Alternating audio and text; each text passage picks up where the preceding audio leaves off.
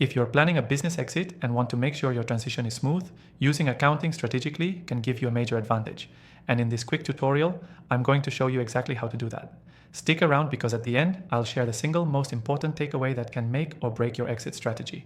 And if you want to follow along, I've tested all the top tools for this and linked a free trial to my recommended software in the description, exclusive to this channel. First, let's talk numbers. A smart business exit strategy starts with clean, accurate financials. This isn't just bookkeeping, it's about telling a story buyers trust.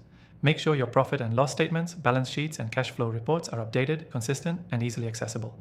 This shows potential buyers that your business is well managed and reduces risk in their eyes. Next, use accounting to identify trends. Track revenue growth, margins, customer acquisition costs, and lifetime value over time. The software we'll be using highlights these automatically.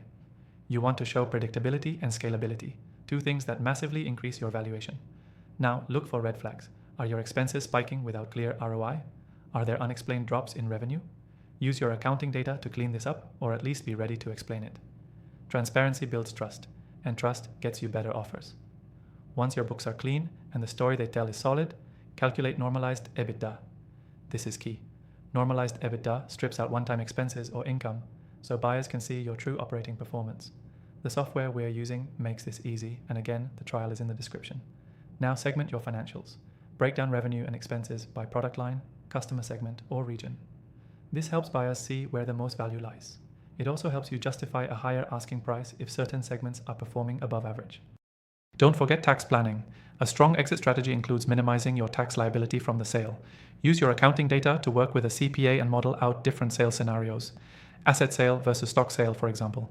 Accounting here doesn't just track money, it helps you keep more of it.